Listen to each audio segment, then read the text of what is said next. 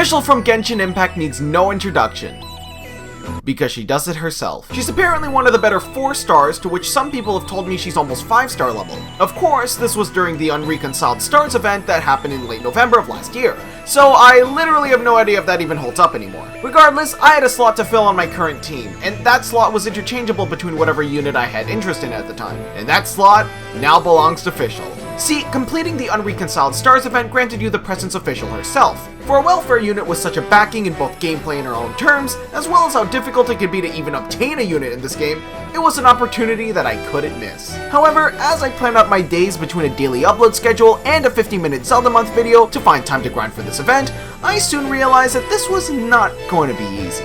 I'm Scrags, and I'm the best Amber player in the world because I'm the only Amber player in the world, and this is my Genshin Unreconciled Stars experience.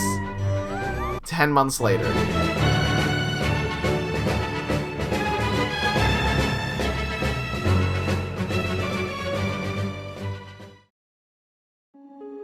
Every adventure starts from the beginning, and I started my journey off with celebrating my birthday. They gave me a cake collectible. I also got some rewards for participating in some Amber AR event. Apparently. I did? I mean, of course I did. I mean, who would play this character willingly? The actual adventure started with me accidentally triggering the event. So originally, I was gonna wait until later to do this, but I accidentally ended up triggering something, which I think is the Fischl event. So, I've just been on this for like half of the day. It's kind of killing my task manager. Catherine from the Adventurers Guild starts by telling Paimon and I that she has an urgent commission for us. Meteors fell from the sky one night, and it turns out that they held a strange power. Anyone who touched the meteor would go directly to sleep. Dumbass. But fortunately, who comes to the rescue but Fischl herself and her trusty crow Paimon, Oz. Fischl is a very interesting character. She speaks half German and half poetry, and Oz basically acts as her personal translator. Even some of the other characters made comments on this duo in their performance. Regardless, Catherine explains how it's recommended that the adventurers that investigate the strange meteor shower travel in pairs in case something happens to one or the other. Fischl welcomes us to the team with a more formal introduction, and it's off to check out this meteorite storm. On our first stop, we talk to some of the Knights of Favonius already stationed around some campsites where some of the victims of the meteorite are resting. Talking to them reveals that besides simply falling asleep, they also talk in their sleep. Oh, that's interesting. Tell me his secrets, young Adler!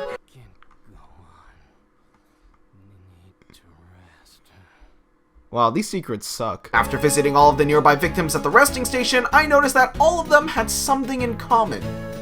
They were all sleeping. But besides that, it was also the fact that they all mentioned having to go back to work. It's also here that we learn that we can wake them up, but they just go back to sleep shortly after. Oh, that's interesting. So they're not like in a deep sleep. Like you can wake them up, but they just choose to go back. Wait a second! We get a clue about what all the dreams have in common though, that they were all situated on top of a cold mountain. Shortly after this information, someone runs up to us saying that another meteorite has struck a hill behind their village, and one of the villagers decided to check it out because he wanted in on the action. You know, I can respect that. On arrival, we see the same villager being attacked by a bunch of slimes, so we clean those up and continued investigating. Fischl attempts to explain to us how her vision works, but Fischlese is just not working with Paimon. After a bit of back and forth, we figure out that elemental energy is stored within the meteorites, and Fischl's vision can react in response to it. So, now we have a way to locate and search for all the meteorite shards. And by somehow being able to dispose of them by picking them up, everyone heads back to check on the villagers to see if anything has changed. And surprisingly enough, some of the villagers actually started to wake up. The villagers then describe their dream a little more, but all we can tell is that it has something to do with a snowy mountain path. And that's part 1 of the event. Each part of the event is timed and unlocks after a certain point, so all we can really do now is collect all the meteorite shards around specific areas. By collecting all of the meteorite shards in each area, you can get rewards such as 30 Primo Gems! Woo! However, I spent most of this time finding several little puzzles in specific areas of Liyue or Geoculus I missed out on. Okay, we must be- oh, there it is!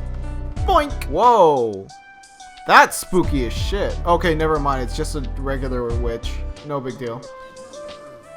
What? Where did this guy come from? Now how do we get up there? Play the climbing music, then play the flying music. Alright, let's see what's inside here. Oh, is it the teleport waystone? Oh, okay, it's the dungeon. Which is also a teleport waystone. Oh, there it is. All right, but what's down here? To watch in each direction, the windswept ruin, the snow-capped peak, the Adepti's abode, and the city of Liyue. Oh, are they talking about like these things? Oh, it's a puzzle. Oh, okay, so the places that they're supposed to watch over. That's cool. Oh, and there's the meteorite. Oh, that might be it. Oh, the wind. Yes, yeah. I didn't know you could see Storm Terror's place from here. Abode. Oh, this looks like an abode. Yeah, let's go. Drawing or writing or some kind of other, what? Oh, did we get something here too? Oh, that was a fun puzzle. I like this. They should put more of this stuff. That's sick. How much do we need for Fischl? That's what I'm most worried about. Is this even the Fallen Star Challenge? What? Oh, it's another one of these puzzles. Shit, were those offerings? Oops, I didn't even think. The north, southeast, northwest, northeast, and southwest. Oh, that's like how you draw a star. 1, 2, 3, 4, and 5. Yeah, there we go. But where's the teleportation stone? That's what I really want. It's a lot easier to find them at night, which makes, oh, and I think that's another one over there. Ooh, we're making quick work now. Ooh, but first, let's sit. Huh, they look like normal people. Well, if you don't... Test subject. I just want the meteorite. Yeah, thanks. Bye. This trail is hella nice. Dude, why is Liyue like so much more entertaining than Mondstadt? Dude, whoa! It was a trap. Well, good thing I didn't fall for it because that's not what I'm going for. Play the grabbing music. Oh, wait. Oh, more of these dweebs? Well, I'll just grab these. Thank you. Bye-bye. I realize now that I haven't really explained how to unlock Fischl during this specific event. To unlock her, there are 3 requirements to complete. 1, you have to complete the quest in general. 2, you have to beat something called the Meteorite Challenge 14 times. And 3, you have to complete another challenge called the Falling Star Challenge. But this one's just 7 times. I thought collecting the meteorite shards, however, was one of the requirements, and I learned it wasn't the hard way. And that's done. Nice. We did it, right? That was not part of the... What? Holy, there's so much to this event. I'm so lost.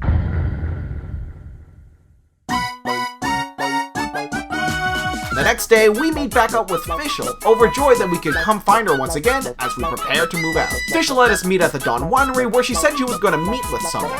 The head housemate of the Dawn Winery comes to tell us about one of the employees that has fallen ill to the meteorite's powers. Isn't that the guy from Kirby? The employee aside, the housemate asks us to check on some of the wine exports heading to Liyue as some of them have not returned from their trip. On arrival to one of the stops in Liyue, we ask around to see if anyone has seen the delivery man. Fortunately, one of the villagers noted that he saw one of the carts heading towards Mondstadt. Alright, so I guess we're going back to Mondstadt. Well, I was about to say thank God for teleport waystones, but it looks like we'll still have to walk. On one of the bridges, we find a worker being attacked by more monsters.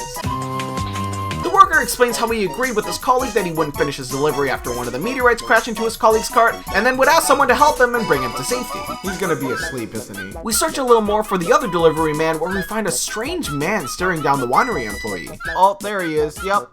Dumbass. He probably got bored. He was kind of just waiting for his friend or something, and then he was like, ooh, shiny. The guy explains he disposed of the rock already by using his magic. Why is your foot clipping into the ground?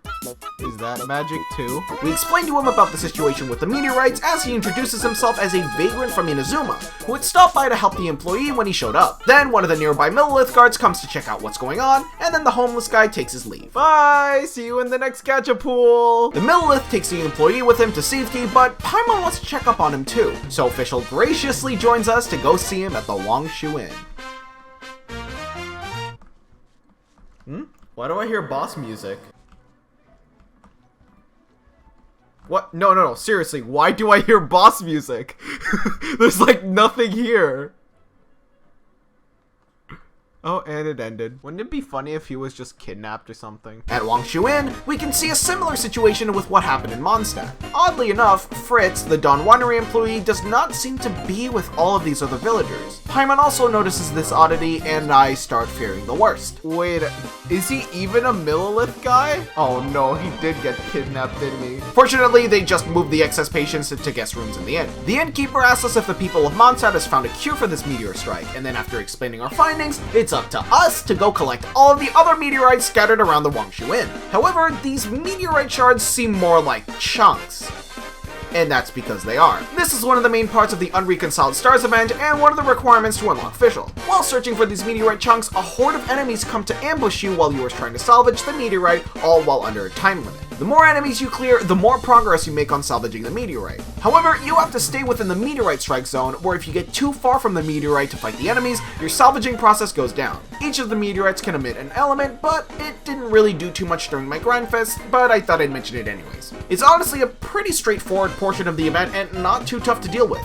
But don't worry, the painful stuff comes later. While fighting off some of the enemies, it turns out that they were actually leading into a cutscene, which reveals the Fatui are also investigating this meteorite invasion. Though now we have to come to the realization that the meteorites are arriving much faster than we can get rid of them. Obviously enough, posing a huge problem for us in terms of getting to the bottom of this, but so far it's working pretty well for the devs as a replayable minigame. Fischl suggests that the meteorite are the source of a curse, which honestly, I'm slowly starting to believe this theory.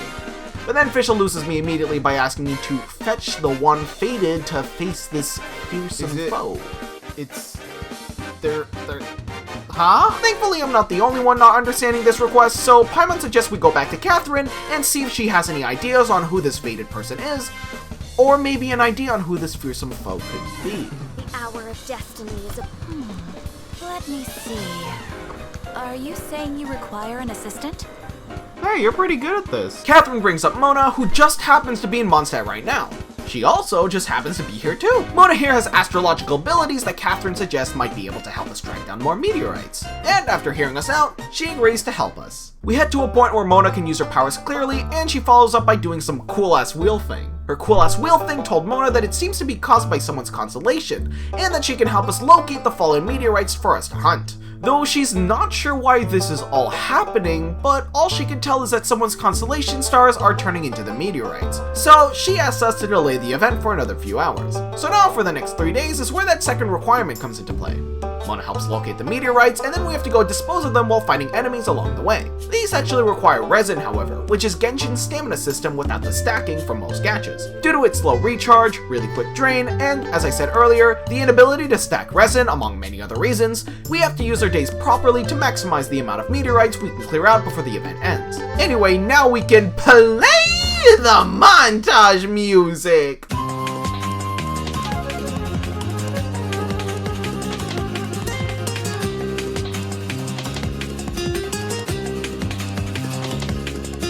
Hello? Come on. Come on. What? Why is he not attacking? I mean, okay, if you say so. What was that all about? Part 3. We meet up again with Mona, who tasks us to learn more about the dreams of the sleeping victims.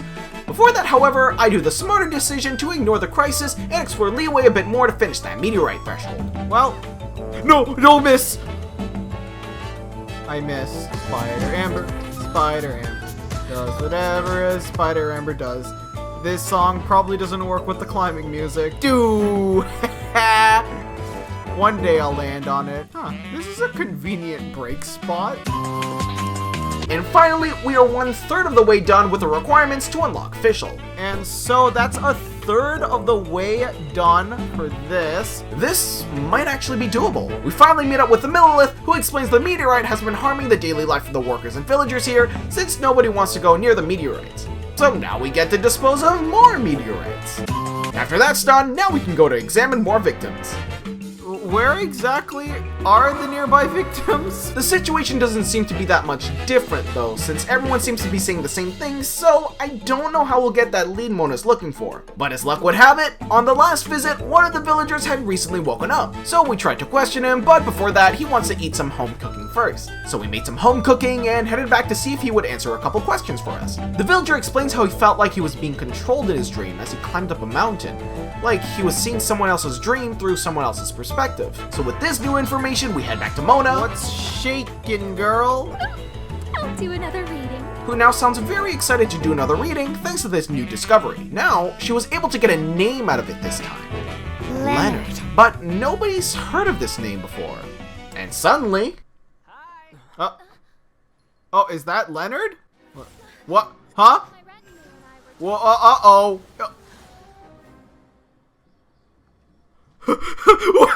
Is he the bad guy?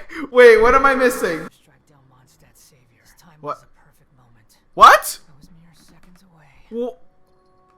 Huh? What? What is happening? Another one?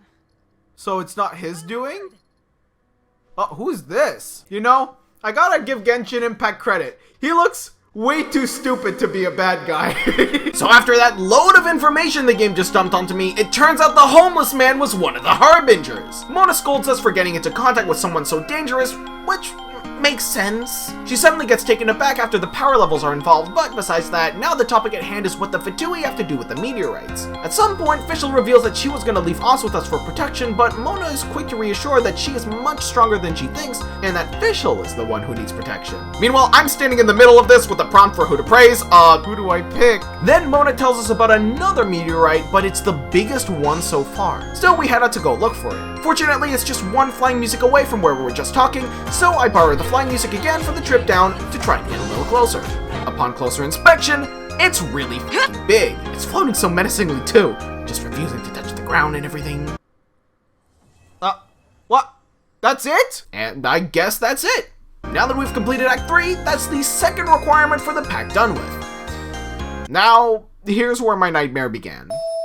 Even as the best Amber player in the world, who is also the only Amber player in the world, nothing could prepare me for the final requirement to completing Fischl's Pact. The Fallen Star Challenge requires me to collect celestial energy by defeating enemies. Then I have to make it to one of the beams of light and go uninterrupted while I release all of the collected energy into the meteorite. If I get hit once, I lose all of the energy and have to try again. And I'm also timed. And it costs twice as much resin. Sometimes the meteorites give you cool benefits like an attack boost. The first time I got halfway through the threshold, realized I may have bitten more than I can chew, so I gave up for the day. The next day I tried off camera, but the fights just got harder and tougher, and after getting so close to the end, and the event ending very soon, I gave up. Doing it alone. Because there was no way I was gonna get so close only to stop here. I had a plan. I noticed during the entirety of the Fallen Star Challenge, it mentioned a co-op function. So I had my hand at trying it a few times with some people, but the level scaling was much bigger than what my co-op team could handle. This was probably due to the game opening the lobby for the public, so people kept joining my round while I was trying to start the game. So the game thought I was playing with a 3-person party rather than a 2-person party, so the level scaled as such. But then, after all seemed lost and the co-op mode felt even more impossible than the single-player mode, a light shone onto me. And someone heeded my call for the fish. Wanna see some damage? Oh boy, I do love damage in my world level 2. Hello. Hello, are you ready? Yes. Alright, and then quickly ban everyone from this before the... Oh, you know, yeah, that is a lot of damage. I'll just, you know, pretend I'm helping. I have a 3000 IQ plan. It's not working. No, wait, it is! Nice taunt. You're level 80, right? Yeah. Okay, that makes sense. Oh, I got an achievement. Another one. Switch the aggro. Oh, there we go. So I guess maybe because you're a higher world level, it's harder for me. Actually, no, I think it's random. Wow, that's fun. Okay, there we go. This is the one I'm used to. Look at all the AoE. Please. No! No! There you go. I did that. All me. Sword. Not me. Oh, okay. They're too busy with the Baron Bunny. Let's go! Baron Bunny, +2. Let's go, Baron Bunny. No, I'm not paying my dues. I can't believe Ender's committing tax fraud. No, I can't hit these guys. Okay, I got fire. Okay, cool. There we go. Alright. Nice, one more! Orbital shift. Okay, we take those. Ah! Uh-oh. Alright, last one. You aggro them, I can submit. Let's go! Thank you, Ender. I really appreciate it. Okay, let's do this. Prinzessin's Pact. Enter the pact! Let's go! You good? Yeah. Okay. Cool, now to level her up. Level 7, baby! That's all I can do. And thanks to Ender, I was finally able to clear the challenge enough times to finally complete the Princess's Pact. But it turns out even now, the event still isn't over. After all, we still have to figure out who Leonard is. However, once we met up with Mona, Fischl broke some news to all of us to the shock of many. Oz explains that Fischl and him have offered to volunteer to watch over the victims of the meteorite's effects, while Paimon, Mona, and I are tasked to finish the rest of the investigation. And with that, Fischl leaves us, but not without suddenly revealing that she can speak perfect English. Though Paimon comments on it and Fischl catches herself before she speaks any further. One heartfelt adieu, and now the investigation team is 2 people short. Mona says that she used some of the dust from the meteorite to do yet another reading, which helped her get another lead to getting to the bottom of this. It's revealed that Leonard might have actually lived many years ago, and his ambition to scale the highest mountain still lives on to this day through the meteorites. She suggests that we take a more aggressive approach to remove the curse, but not before admitting Fischl might have been right all along. We return to Mondstadt, where Catherine mentions a book in the library authored by a Leonard. But the book was worn due to time, so we return back to Mona to see if she can fill in the blanks for us. Turns out she was, and by reading the book, we discover that the mountain Leonard tried to reach no longer exists.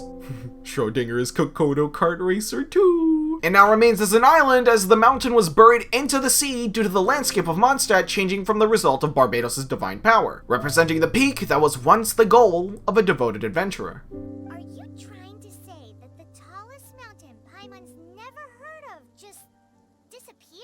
So we head out to Musk Reef, and what do you know? The funny poor man is here too. Apparently he was sucked into the meteorite stream too, but was literally able to get out of it through raw power. The homeless guy gives us a bit of info on his research through a monologue and how the stars are a lie, but this bit of research doesn't really sit well with our resident Star Watcher here. But before we can do anything, he leaves us with another monologue before leaving himself.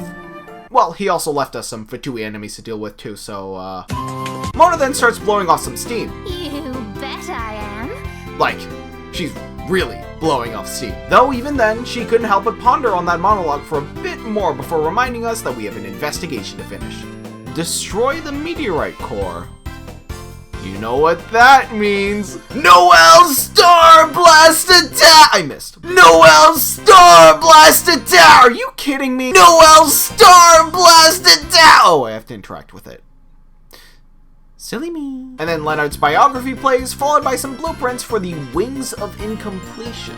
Everyone comments on what I believe was that little cutscene just now, and how his will was able to survive for so long in the skies. They pondered over Fischl's mannerisms and what happened to Pylos Peak, and how now anyone can visit it, just like how Leonard would have wanted to. In a way, it's a little bittersweet. Now everyone can climb Pylos Peak and stand at the top, but now Leonard will no longer have the opportunity to best Pylos Peak. Regardless, Paimon said that the villagers should start waking up now, and the event ends.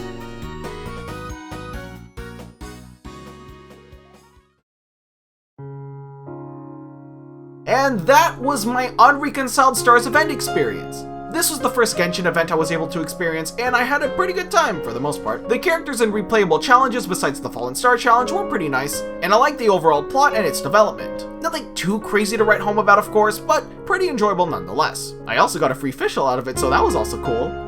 Whee! Thanks for watching. If you guys like the scripted format for these types of videos, I might do more in the future, and subscribe if you haven't yet. I'm really close to 6,000 subscribers, and liking and commenting also helps with the funny algorithm with interactions and stuff, so any support is greatly appreciated. And with that, I have no idea how to end this video, so...